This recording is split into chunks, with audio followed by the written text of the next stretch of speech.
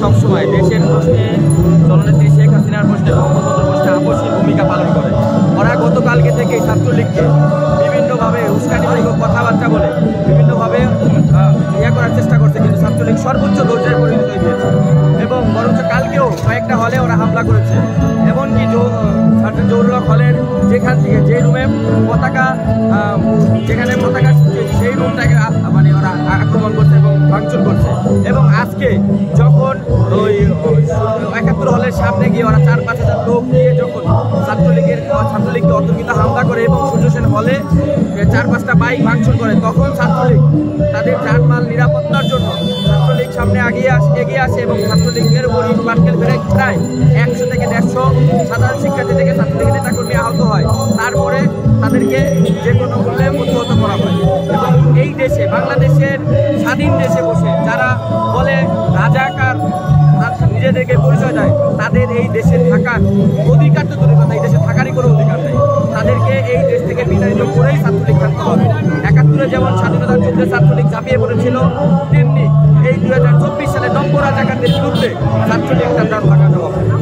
আপনারা জানেন যে আজকে আমরা যখন শান্তিপূর্ণভাবে সমাবেশ করবো, আমাদের প্রান্তীয় নেত্রী আমাদের নেত্রীকে নিয়ে যখন তার বক্তব্যকে নিয়ে যখন তারা কটূক্তি করলো, তখন আমরা শান্তিপূর্ণ অবস্থান আমাদের ছিল। আমাদের বাংলাদেশ ছাত্রলীগের সংগ্রামী সভাপতি সাদ্দাম হোসেন ভাই এবং সাধারণ সম্পাদক শেখ ওয়ালি আসিফ ইনাম ভাইয়ের নেতৃত্বে আমরা এখানে শান্তিপূর্ণ সমাবেশ। কিন্তু যারা নিজেদেরকে রাজাকার বলে দাবি করতেছে, তারা আমাদের উপরে অতর্কিত হামলা করে এবং জায়গাতে রহস্য বিভিন্ন হলে তারা অতর্কিত হামলা চালায়, যার পরিপ্রেক্ষিতে আমরা তারপরেও আমরা নিজেদেরকে সাদ্দাম ভাই এবং ইনাম ভাইয়ের নেতৃত্বে আমরা শান্তিপূর্ণ অবস্থানে এসেছিলাম। কিন্তু যখন দেখলাম যে তারা আমাদের উপরে অনেক বেশি চড়াও হয় এবং আপনারা জানেন যে বাংলাদেশ ছাত্রলীগ সবসময় আমাদের এইসব শেখ হাসিনার প্রশ্নে জিরো টলারেন্স এই আমরা আপোষ করবো না। এখন আমরা এখানে শান্তিপূর্ণ অবস্থানে আমরা এখানে আছি। এরপরে যখন বাংলাদেশ ছাত্রলীগ সর্বোচ্চ লোক আমাদের সাদ্দাম ভাই এবং ইরান ভাই আমাদেরকে যে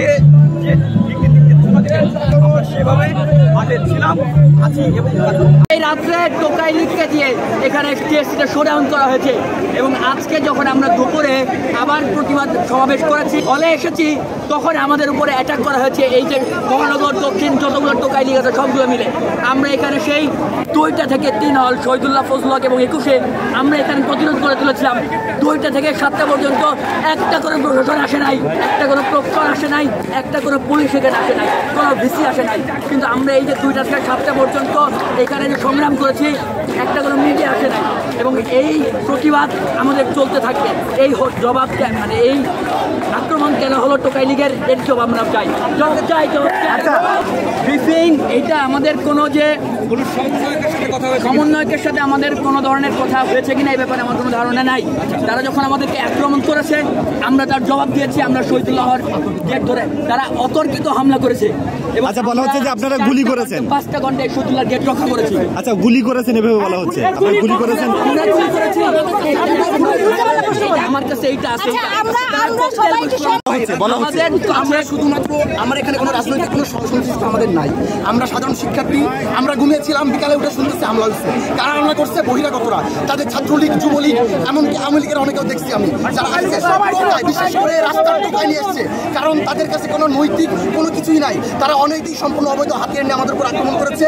তারা ককটেল এমনকি তারা গুলি পর্যন্ত ছুড়েছে, যার ভিডিও ফুটেজ আমাদের কাছে আছে, প্রমাণ সহ আপনারা দেখতে চাইলে আপনাদেরকে দেখাতে পারি। আর মূল কথা হচ্ছে আমাদেরকে কোনো প্রকার কোনো প্রস্তুতির সুযোগ দেওয়া হয় নাই, শুধুমাত্র অতটুকু আমরা করে। পুলিশ কোনো বার্তা নিয়ে এসেছে কিনা, যেহেতু আমরা আপনাদের কাছে আসতে আপা একটু পিছিয়ে দাঁড়ান। কিন্তু সরকারের পক্ষ থেকে আপনার পুলিশের আসার কথা ছিল ইমিডিয়েটলি, হয়তো বা 8 ঘন্টা টাইম লাগতো, কিন্তু তারা 4 ঘন্টা পর আমাদের কাছে পৌঁছেছে, এখন সান্ত্বনা দিচ্ছে। আপনারা এখনো দেখতে পারেন তারা এখনো ক্যাম্পাস থেকে যায় নাই বাইরে, মানে এখনো দেখতে পারে নাই। হতে পারে এইটা এই হচ্ছে অতর্কিত হামলা করে আমাদেরকে দমায় দেওয়া যায় কিনা। তারা 4 ঘন্টা দেখেছে যে এই শহীদুল্লাহ তারা আক্রমণ করে দখল করতে পারে নাই। আমরা এই 3টা হল শুধুমাত্র এই সম্পূর্ণ সন্ত্রাসীদেরকে 4টা ঘন্টা রুখে রেখেছি। আমরা ছাত্র সমাজ যদি চাই আমরা 10 জন যাদের 10,000কে রুখে দিতে পারি। আমরা চাইলে তাদের কালো হাত ভেঙে গুড়িয়ে দিতে পারি। এই ঢাকা বিশ্ববিদ্যালয় 48-এ দেখিয়েছে, 52-তে দেখিয়েছে, 71-এ দেখিয়েছে।